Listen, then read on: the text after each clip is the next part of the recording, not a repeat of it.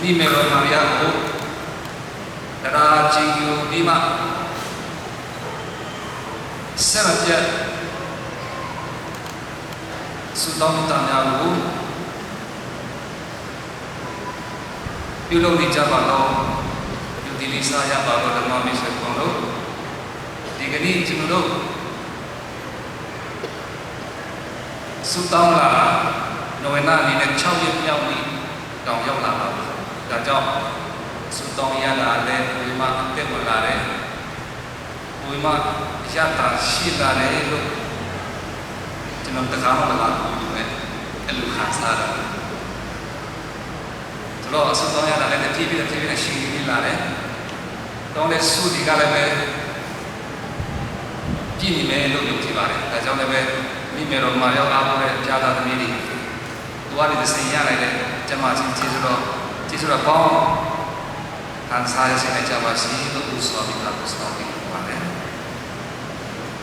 ဆိုတော့ကျွန်တော်လည်းပဲအားရတာလာပြီးမှတရားဒီကနာဟောရမယ်လို့အမိန့်တော်ရှိတာနဲ့ကောင်းစဉ်လေးရတယ်မရှိလို့မရဘူးရှိဖို့ရှိရတယ်ဒီတိုင်းလာလို့လည်းအမောရှင်မှာဆိုတော့ခြားရပါတယ်သူကလည်းခြားရပြလာပါအင်မာကလည်းဟာရမယ်ဒီအဲ့ဒီကြောင့်ပြောပါဆိုတော့တကယ်တော့ကျွန်တော်လည်းမြင်မြင်စမ်းစမ်းမသိပါဘူးဒါခိုင်းတဲ့လူတွေကစိတ်နာနဲ့ခိုင်းတယ်ဆိုတော့ဒါဘုံဘုံပဲဆိုမှသူစားမှာအင်မာကလည်းဟာရမယ်ဒီဆိုတာကိုဒီကနေ့ညောင်းဝေချင်ပါတယ်နာမည်နာမတွေပေါ့နေတော်ရဲ့သူရဲ့ကုံပုတ်တွေကိုခေါ်ကျူးတဲ့နာမည်တစ်ခုဖြစ်ပါတယ်အင်မာကရဟာရမယ်ဆိုတာအလုံးသတ်စစ်ပြုစင်တော်မယ်လို့ဘာသာပြန်ထားတာကိုရပါတယ်။လူတိုင်းမှာနာမည်ရှိတယ်။ကိုလူချင်းလို့ကစ်ချင်းလို့ဆန္ဒရှိလို့နာမည်မိတာလည်းရှိတယ်လို့စီနီဗီတာဟာဒီကိုပုံပေါ်မှာနာမည်ပြတာလည်းရှိတယ်။အချို့တွေကအရာကိုရမခက်ခဲတည်နေရတဲ့ခါကြတော့သူရဲ့တာရမီတွေကိုအစင်ပြေစီချင်တော့လို့ပါတယ်လို့လည်းနာမည်လာနေပြီလေကျွန်တော်ကြားဖို့တဲ့နာမည်ကိုဆိုရမ်းမိုက်ရှိရှမ်းဘူးလေရှိတယ်ရှမ်းတယ်ဘူးလေဒါလည်းတော့စိတ်ရတယ်အဲ့လိုကတော့ဘလို့ဖြစ်ချင်တော့နာမည်နဲ့ပုံပေါ်တာအချို့ရဒေါ်လာအိမ်မဲ့တော့တာမီတွေဒေါ်လာဆိုတာနာမည်မိတာလည်းရှိတယ်ဒါတွေဟာတာမဟုတ်လည်းရှိတယ်ကျန်တဲ့တိမ့်တာဒီမှာမိတိမ့်တာကိုင်ချလို့လည်းဖြစ်ချင်းတယ်โอ้တချို့လည်းခရီးကရာလည်းမရှိဘူးကိုပြောလို့ခရီးကရာဆုံးသွားပြီခရီးကရာဆိုနေတာမှပြီးပြန်ခရီးကရာနာမည်ကတော့လို့လူချင်းတဲ့ရအောင်ပုံနေနေတာပြီးတော့ချင်းနေဆိုလည်းပဲအရှင်တော်30အရန်များတယ်ပေါ့ပဲစံ30ရဖို့လည်းဆိုတော့နာမည်မှာဆောင်းทางจะซ่อมทางซ่อมเปล่าทางซ่อมยางซ่อมแต่เสไอ้ชิ้นต้องว่าแต่เสสุดต้องยากมันเร็วนี่เอ็นนี่เนาะแล้วจุดใหญ่ยากันนะนี่สลายอ่ะอยู่ยาวๆชิ้นเรายาวๆตัวนึงอ่ะไอ้ชิ้นเราดูตาเนี่ยเราเนี่ยยาวๆชิ้นเราสกัดกันบ้างนะไอ้ตัวรู้ป่ะเนาะแล้วตีนตาเนี่ยตาเนี่ยแหละอะไรชิ้นเนี่ยแต่ละเนี่ยไหนบ้างก็มันตานไหนตานตัวเดี๋ยวไปပြောချင်တဲ့နာမည်တွေကကောင်းတာတွေပဲရှိမှနေတာအဲ့ဒါဒီနေ့နေတော့မှာလည်းကိုတစ်ခုဖြစ်တဲ့အလုံးတန်းစုကျွန်တော်မဲလို့တော့ဆိုတာသူများပြတာပါသူမှရှိနေလို့ဒီကောင်ပုံလူလာနဲ့ပြပြတာပါမဲတော့ဒီကောင်ပုံကျွန်တော်ပြီးပါတော့လေကောင်းတာလေဟုတ်လားပါဆိုတော့ဒီအလုံးတန်းစီတော့မဲလည်းလုံးတော့ပြောတော့မယ်ဆိုတာစိတ်ထဲမှာပါဝင်လာတယ်ဆိုတော့အလုံးတန်းစီဖြစ်စင်ပါတယ်ဆိုတာသူရဲ့လုံးသားဖြစ်စင်တာကိုပြတာဖြစ်နေပြင်လုံးသားချင်းချင်းမိသားနဲ့အရာကိုပြည့်နေတယ်ဆိုတော့ပြချင်တဲ့ပုံပုတ်ဖြစ်နေလို့ကျွန်တော်ကခါယူပါတယ်ကြားဖို့တာခုရှိတယ်စူးစကားပေါ်မှာမဆူစကားမရှိအဲ့ဒါပါလဲဆိုတော့တပည့်ကောင်းရင်အစားဝင်တယ်ဒီခရီးပေါ်ကောင်းရင်စားဝင်တယ်အတွင်းကောင်းရင်တရားဝင်တယ် ဒါကျွန်တော်စကားပြောတော့အခြားနာမည်ကြီးတဲ့ဆရာတော်ကြီးစီရင်ကြားခဲ့တာခရိုင်တော့စားပါတယ်ဘာပဲကြည့်ကြည့်ကွာအသားပဲကြည့်ကြည့်အကောင်းဆုံးစားတာလည်းပဲကြည့်ကြည့်ဒီခရိုင်မှာကောင်းဆုံးဘုမမဝင်ပါဘူးအလားတူပဲဘယ်တရားပဲကြည့်ကြည့်အကောင်းဆုံးတရားတစ်ခုတော်မှာတော့ဒီတွေမှာကောင်းဆုံးဝင်တာအတွေ့ကောင်းတော့တရားရတယ်ပြောတာတဲ့အတွေ့ကောင်းမှတရားဝင်တယ်မေတော်ရဲ့အတွေ့ကတော့ရောစမရှိတော့ဘူးတန်းစီသူရှင်တယ်ဆိုတော့တရားတရားနဲ့နားတဲ့အကောင်းအကောင်းဝင်သွားတာကြောင့်မေတော်လုံးတော့အရှမ်းတန်းစီသူရှင်တယ်အရှမ်းကောင်းတယ်တရားတွေကနားရဝင်သွားပါတယ်ဆိုတော့ဒီတန်းစီသူရှင်တဲ့မေတော်လုံးတော့အပြစ်နဲ့လာလာတဲ့ဆိုင်ရှင်းလင်းနေတာပဲဒါကြောင့်ဖျားတဲ့တွေ့တာလို့ဆိုတဲ့ချင်းပြီးကိုစက္ကန့်နဲ့ဒါအမေတရားဝင်တဲ့တာရှိတာရဲ့လူသားပြောတဲ့ဖျားရှိတာရဲ့အကုန်လုံးဒီလုံးသားရဲ့လာလုံးတန်းစီစနေမြေလုံးသားရဲ့လာဒီလုံးတန်းစီစနေမြေလုံးသားကိုစာရမတိုင်လို့ပြန်ကြားရတယ်ဆိုတော့ဖာတီမာမှာပြောခဲ့တယ်လို့စာရမဖတ်ဖို့တယ်အဲ့ဖာတီမာမေတော့1910မှာဖာတီမာမှာတကယ်ချင်း3ယောက်ဒီကို3ယောက်ပဲပြောသူတို့ဒီရှိမမေရောသင်္ချာပြခဲ့ဖို့တယ်ဖာတီမာပေါ်တူဂီမှာဖြစ်ခဲ့တာအဲ့မှာတော့အဲ့ဒီအမဂရက်ခါမေအကြောင်းအလောတန်းစစ်စနေမေလည်းတော့ကြောက်ပြောတယ်နည်းနည်းပြောတယ်အဲ့ဒီရောက်ကျွန်တော်ကလည်းကာမထမဆိုတဲ့2019 September 19 Ubesida loyalty ဟောယူရိုပမှာဆက် loyalty ရှိနေတယ်အဲ့ဒီနေရာကိုသူများရဲ့ကိုယ်နဲ့ရောက်ခဲ့မှုပါတယ်ဖာတီမာကိုကျွန်တော်2019မှာရောက်ခဲ့ပါတယ်ကျွန်တော်ကိုယ်နဲ့ပုံပြရတော့ဆစလာချီတာချီမိသားစုပါပဲကျွန်တော်ကကျွန်တော်ကိုဒီမှာဖာတီမာမေရောမှာစတော့ကိုယ်နဲ့ရောက်ဖန်တီးပြီးတယ်အဲ့ဖာတီမာမေရောမှာကျွန်တော်စတော့လာနည်းနည်းတော့ထူးဆန်းတယ်လို့ပဲခါစားတယ်။ကြားကြမှာချင်းချင်းပဲကွာ။ဒီကမေတော့တခြားပြတဲ့နေရာတော့ကြားကြတဲ့ပြည်မှာနေရာတတ်တတ်ရှိသေးတယ်။ဒါမှတော့ဆက်မပြတ်မိစားပြရှိတယ်။ကြားကြချင်းချင်းမှာအထင်းမှာအဲ့ရဟန္တာလေးတွေအုပ်ကိုလေးတွေရှိတယ်။ဒီလူတွေကလိုက်ထွက်လိုက်လို့အုပ်ကိုလေးကိုချင်းမှထွက်သွားတာစတော့အရန်ပြတဲ့လူကြားထဲမှာကျွန်တော်အရန်ကိုစိတ်ကြီးနေကွာ။နိုင်ဝလောက်ဖြစ်နေတယ်။ဘာမှစေတောက်ရှိမဖြစ်ပဲလေကိုငင်းကလေးကိုနိုင်ဝလောက်အခန်းထိုင်ဖြစ်တယ်အဲ့ဒီအများကြီးကြားထဲမှာအဲ့တော့လည်းစတော့မိတာတပေါ်လောက်ဖြစ်တယ်မမီးတည်တယ်အဲ့စတော့မိတာလည်းကျွန်တော်တော့မပါဘူးအဲ့ကျွန်တော်ခေါ်သွားတဲ့မိသားစုကိုစတော့မိတာဘာလို့ဆိုတော့ငယ်ရွယ်တဲ့သူဘလို့ချစ်ကြပြီလေချစ်တော်လေးရှိတယ်ဘုဘမှာမရဘူးမရလည်းပြောအစမပြေလမ်းခွဲခွဲရောက်တယ်သူတို့ချစ်ခဲ့ကြပါတယ်ဒါပေမဲ့လို့ဒီတော့ဒီမိသားစုပြဿနာကိုကြီးစင်းနေမှာနည်းနည်းလေးချစ်ခဲ့လေးရှိတော့အဲ့ဒီကြားရရတယ်သူတို့ကစမပြီးဘူးစစစမပြီးဘူးဆိုကြားရအဲ့ဒါဒီမိသားစုကိုစင်ပြီးဘူးကျွန်တော်စုပေါင်းတာပဲခဲ့လို့ပါတယ်ဘယ်လိုရစတော့တော့နားထောင်လို့ပဲယူစားရစတာရုံးလေးရုံးချင်တယ်ဘာဖြစ်လို့လဲဆိုတော့အဲ့ဒီလေမရနောက်နေ့ဒီမှာကလေးနောက်ထပ်တော့ရတယ်ကလေးနောက်ထပ်တယောက်ရတယ်ရုပ်ချင်တာနော်အဲ့ပြလူတွေကသဘောထားချက်မတတ်ဆက်ဘယ်တော့ကလေးတွေလည်းခွင့်ပြုမဟုတ်ဘူးသူကလေးပြန်ရတယ်ဆိုစင်ကြီးလို့ပဲဖြစ်တယ်ဆိုတော့ကျွန်တော်နောက်ချက်ချလိုက်တာဟုတ်ကဲ့ဒီဘက်မှာကျတော့ကြက်ကြက်မကြက်ကြက်ကလေးတွေ့နေတာလေဟုတ်လားအာနာစင်ဆာဆာဝိပလိုက်တာ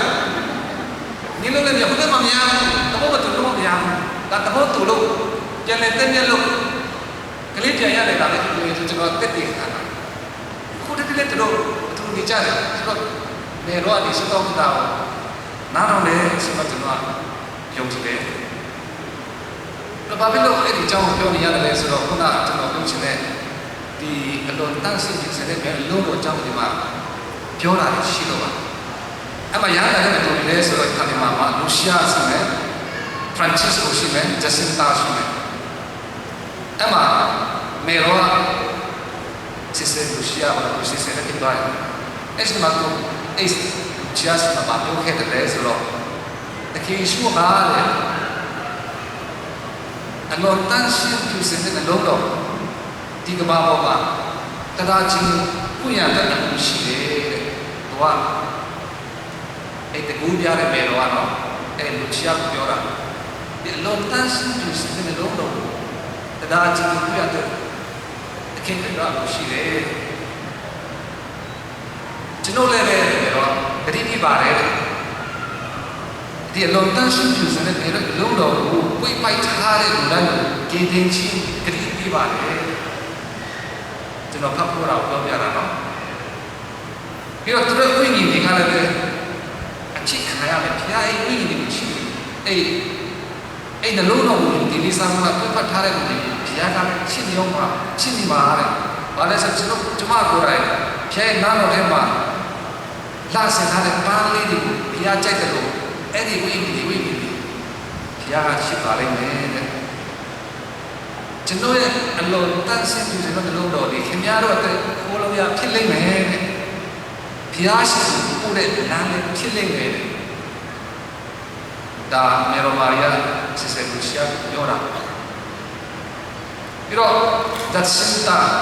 ဘာပြောလဲဆိုတော့ဂျက်စင်တာတော့ပြောတာမေရိုတို့ပြောတာကသူပြန်ပြောတာ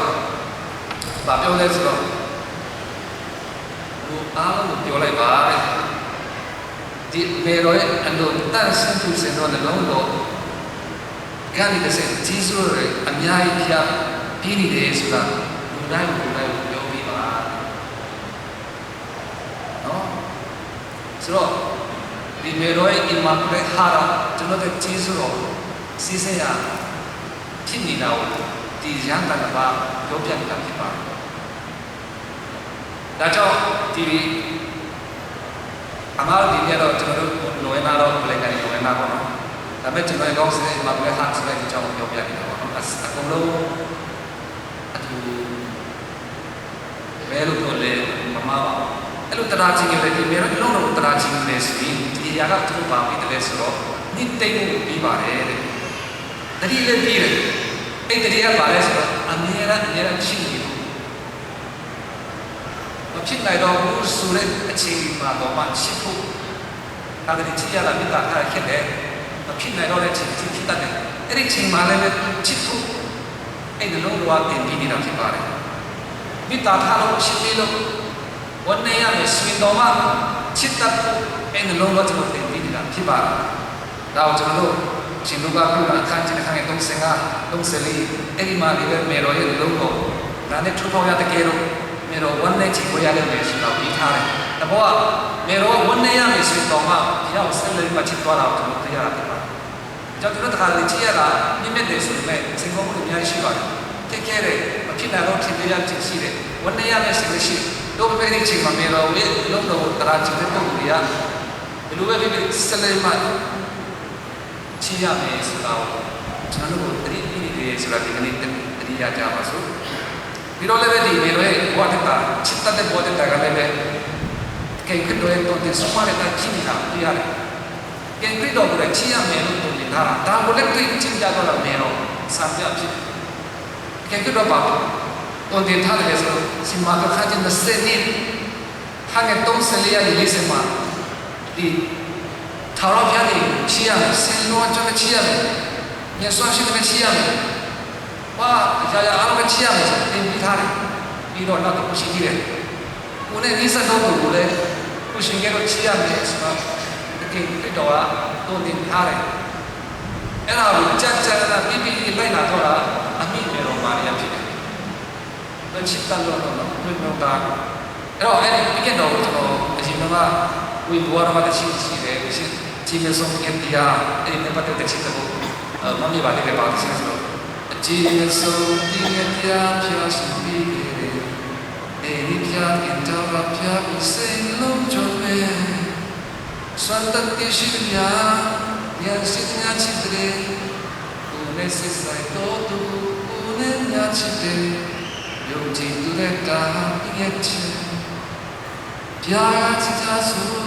ချင်းချင်းကြလိုက်ကြစို့ဒါဆိုရင်လူတော်ပြည့်စုံတယ်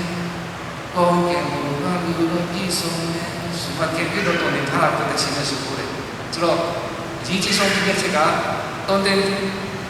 ဖ ရားကတုံတဲ့ချက်ဟိုတည်းအရှင်းကဖျောက်ချရမယ်လူချရမယ်ဒါကိုမေတော်မာတွေကတက်ပြတ်သွားတာဖြစ်ပါတယ်သူရဲ့နှလုံးသားတွေကစစ်စစ်တာဖြစ်ပါတယ်ဒါကိုဘုရားမေတော်မာတွေကိုဘယ်လောက်ချစ်တယ်လဲဆိုတော့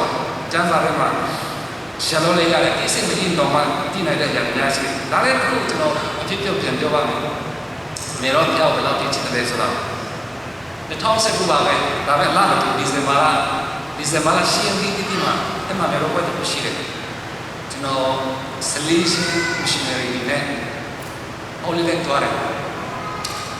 အဲ့မှာအဲ့ဒီစမှာရှင်းပြီးပါအဲ့မေတော်မာလည်းအဲ့မှာလည်းသူဖျားကြောင်းအိမ်မှာလည်းပဲဖျားကြောင်းအဲ့မှာဝိစာပြဟောခဲ့ကြတယ်အဲ့မှာစိတ်ရမှာဝင်လာတယ်ဆိုတော့ကျမ်းစာထဲမှာဆိုဖတ်လိုက်တာရှင်လူကပြောလို့ဖတ်လိုက်လို့ရှိရင်မေတော်မာလည်းဖျားကိုဘယ်လောက်ပြတာချင်မှုရှိတယ်ဆူတောင်းနေတာကိုကြားဆူတောင်းနေတယ်သူဆူတောင်းနေတဲ့ချိန်မှာပဲဖျားရဲ့တမန်တော်ကရောက်လာတော့အမိန့်တော်ပြန်တယ်နော်သူကဘယ်လောက်ဖျားတရားရှိတယ်ငငယ်ရွယ်ရွယ်ပဲငငယ်ရွယ်ရွယ်နဲ့ဖျားတရားရှိတယ်ဆူတောင်းနေတဲ့တော်ရမှာပဲဖျားသူစကားပြောတာလူရဲ့သူကိုယ်တိုင်တော့မဟုတ်ဘူးကွာကိုယ်စလဲတော်နေနဲ့အဲ့မှာမိမောင်ထုတ်ပြချင်တယ်ဆိုတော့နေတော့ဖျားကိုချစ်တယ်ဆိုတာမိခွန်းတော့ဆက်တယ်ဒါပေမဲ့လူချစ်တယ်ဆိုတော့ပြောပြချင်တယ်ချစ်တယ်ဆိုတာငါဖျားကိုချစ်တယ်ကွာဖျားကိုတဘောကြတယ်ကွာစတော့တယ်ကွာဒါပရမဒုတိယပါလေတုံတင်နာတွေကိုလည်းလိုက်လာတာလမ်းမှာချစ်ကိုလည်းလိုက်လာတာဒါတကယ်ချစ်တဲ့လူတွေလိုက်တယ်မေရောဖျားကိုတဘောတရားတော့ပဲချစ်တာမဟုတ်ဘူးသူဆုံးမတာသူလမ်းမတာငွေကြအကုန်လုံးတည်းတင်လိုက်တာအဲ့မှာစိတ်ကောင်းမှုတွေအများကြီးရှိနော်ဖျားရသားတော်ကိုဒီမှာပိုက်တွေ့ရမယ်ဆိုတာအမေရိကန်စမဟုတ်ဘူးယောက်ျားမဟုတ်ဘူးပြီးတော့ဖျားရင်ကိုယ်ရှိမယ်ဒါတကယ်ကိုစိတ်ကောင်းမှုပဲပြီးတော့ဒီသားကိုကြောင်များရင်ကြုံရမယ်မဖြစ်နိုင်တာလည်းအများကြီးဖျားပြောသွားတယ်ဒါပေမဲ့ဖျားပြောတာဆိုတော့လူအမင်းနဲ့မဖြစ်နိုင်တော့မှလက်ခံကွာလိုက်လာတယ်ကွာအဲ့ဒါဒီကေဖျောက်လို့ချရမယ်ဆိုတော့မေရောပြောပြတာဖြစ်ပါတခါတည်းကျွန်တော်တို့ဖျောက်ချစ်ကြတယ်ဒါပေမဲ့ဖျားလမ်းကိုချစ်တယ်တော်နေချစ်တယ်ကိုမေရောမာရီယာလို့တဘောထားကြည့်ဆိုတော့မလိုက်ရောလိုက်တဲ့ချစ်အများကြီးရှိတယ်အကြောင်းဖျောက်ချစ်တယ်ဆိုရင်ဒီနေ့ကျွန်တော်တတိကြီးမှတ်ထားရမှာကတော့ဗာလဲဆိုတော့သူတုံတင်တာလေးတွေလည်းလိုက်ရမှာဖြစ်ပါတယ်ဖျောက်ချစ်ပါတယ်ဆိုရင်သူတုံတင်တာလေးတွေဒီတရားတွေလိုက်ပြီးတော့တက်ရှိရမှာဖြစ်ပါတယ်ဒါမယ်တော့ပြတ်သွားတယ်ပြီးတော့ဖျောက်ချစ်တဲ့လူကလူကိုလည်းချစ်တယ်မယ်တော့ဖျောက်ချစ်တယ်လူတွေကိုလည်းချစ်တယ်ဒီတကပြောရမယ်ဆိုရင်အဲလီဇဘက်ကအသက်ကြီးနေတော့အသက်ကြီးမှကိုယ်စောတယ်တားမိမယ်ဆိုတော့လွယ်တာကိုကျွန်တော်တို့ကလေးမဝင်ဘူးလို့လေပြီးခဲ့တယ်နော်အသက်ကြီးမှကလေးမဝင်ခဲ့တယ်ဆိုအိုးအိမ်မှာမွေးရတော့အန်ရရှိတယ်ဒီတော့လည်းစီးရုံနဲ့တားမိကြအဲ့ချိန်မှာတော့မေရောတီးတယ်အဲလီဇဘက်တော့ဝင်ရှိနေဒါအသက်ကြီးမှကိုရတယ်အန်ရရှိတယ်သူပုံရမယ်လို့လည်းရှိမှာမဟုတ်ဘူးနာဇရက်နဲ့မေရောမာရဒီနာဇရက်နဲ့အဲလီဇဘက်ဒီနဲ့ယွာဆိုတာအဝေးကြီးကြီးနဲ့သွားမယ်ဆိုဘယ်နဲ့လောက်သွားလဲမသိဘူးသူကအပေါ်နဲ့အောက်တောင်းနဲ့မြောက်လို့ပေါ့နော်နေရာတွေမတူကြဘူးအဲ့ဒီနေရာကိုကအရောက်တော့မတော်ဘူးနေတာတော့တကယ်တည်းမဟုတ်တော့3လအကုန်လုံးပြီးစီးတဲ့ဒီပုံကြီးသွားတာနော်သူမိသားကိုချစ်လိုက်အပြောနဲ့ဘုံတော်လည်းပြတ်သွားတာဖြောလဲချစ်တယ်လူလည်းတက်ဆက်ချစ်တယ်ကျန်တဲ့နေရာလည်းရရှိတယ်မေရောလူတွေအတွက်ဘယ်လောက်ထိကျောင်းမှာလုပ်နေတယ်ဆိုတော့ကာနာလက်ထပ်ပွင့်သွားတယ်အဲ့ဒီနေရာလေးကျွန်တော်ရောက်တယ်ကြွားလိုက်အောင်မယ်ကြွားတာကောင်းအဲ့မှာစပင်းယူရှိတော့အင်စီမျက်နှာငယ်ရအောင်မယ်ဒါတော့ကိုရမကောက်ခင်ဆိုစမှတောင်းတောင်းပြတာရောက်ချင်တာပါလဲဆိုတော့မေရောဖျောက်လို့ချစ်တာပေါ့လက်ချစ်တယ်ဆိုတဲ့နေရာမှာလက်တိချက်ကိုချစ်တာဖျားခိုင်းတာလည်းလူတွေရဲ့လူဝတ်ချက်ကိုလည်းဖြည့်ဆည်းကြည့်တယ်တမန်တော်ချစ်ချစ်တာဖြစ်ပါတယ်ကြောက်တဲ့ခါတည်းဒီဟာလည်းဖြစ်တယ်ဖြစ်နေတော့တဲ့ချိန်ကြီးရောက်လာလိုက်တယ် วันนี้ยังไม่จึง要来的美如青梅是มิตรท่าแต่ไม่เมโรรู้เป็นบ้าไม่ผิดมิตรท่าไหนเพื่อนเมโรตู้อยู่จ้าบ้าสุดสุดแล้วน้องสมัยนี้เนี่ยดีดีจ้าอะไรอย่างเงี้ยเดี๋ยวนี้มาที่สุดเราไม่สุดแต่เกมพลิกออกมาแต่เป็นเราจีนใครเลยมาพิจารณามาพิจารณาเลยใครเลยดูสาวได้ในสิ่งที่พิจารณาแล้วสุดว่าดีปีดารุบารุอ่ะตั้งยาลงงาพาลาแต่เขาไม่ยาวเด็กที่จะเสียสละเป็นรู้ว่ามันพิจารณาเราแล้วมันพลิกออกเยอะเลยว่าเด็กๆว่าไปก่อนจ้านั่นมาแต่เป็นเราจีนเนี่ยตั้งยาลงเกี่ยวกับว่าที่เราเล่นนี่พวกนี้สนาพาลาเราเว้ยมาพิโรใครไม่สิโลกเลยนั่นเลยจริงๆนี่ตาตะมุกเลย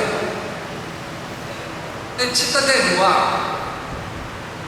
เมื่อเจ้าเราเล่นอะไรสิเราเล่นตัวยับยับว่าด้วยด้านนั้นมีตัวเนาะมีสิ่งนั้นสิ่งเดียวมีสิ่งนั้นบาร์เลยสิเราที่มีอะไรรู้ผ่านตัวนั้นพิเศษไอ้เนี่ยมีมันตัวอามีอะไรคู่โลยาเลยสิเราโลยาตัวนั้นเจ้าชิดตะคู่สุราพี่ไอ้ตัวนี้เช็ดที่บาร์เลยไอ้ตัวนี้เช็คกันทุกโน้ตอะไรมาอย่างไรก็สุดอันนี้ตะโพกของผู้บาร์เมโลอันนี้ตะโพกของผู้บาร์เพราะฉะนั้นอันนี้ก็มาเดียวกันเล็ดที่จะชิดยังไงก็จะเมโลตัวผู้ยังไอ้แค่เช็คมาแล้วว่าชิดไหนยังมิตรท่าไหนยังเมโลตัวยังเล็ดที่ชี้ยังเล็ดที่ชิดเดสุราแอคชั่นบาร์เกี่ยวตัวยังก็สุดต้องมิตรเนี่ยส่งกันชิมมาเลยแต่ก็บาร์เลยสโลอารมณ์ตั้งสิ่งที่เซนโนเมนโนโตที่เอาดูเอาชิบุยันเตมิตรยันที่นี่โดนลงโตอากิตาเรื่องสารพัดทำให้ที่นี่โดนลงโตฉันเอาอย่างบัวเด็ดตากูเมโรชิมาสิการอันนั้นเป็นบาร์ฉันเอาวิ่งเกี่ยวกับเชียนตะเลเมโรอันนั้นเป็นบาร์ฉันเอาชี้ยาโลกุบุรีเนี่ยถ้าเราเด็กช่างเราอย่างไรเพื่อนเราละก็ที่อะไรคุณนี่สักคนเด็กชิมไหนเพื่อนเราละก็อับที่กูมองไหนเพื่อนตัวละก็เมโรยลงตาเนี่ยจะเป็นลงตาเยี่ยนนิสัยสิลงบ้าชิมตานี่เรากาลาที่ที่ข้างนี้ชิมมาแล้วที่แต่แค่ยิสุสิมาเมโรยสุดต้องวิชิมเมโรยมิเขียนลงตาเยี่ยจินนามูอาจารย์ขันสาวิจุยาสเมโรชิโนพิอาชิตานุญาตมองจีได้ข้าศึก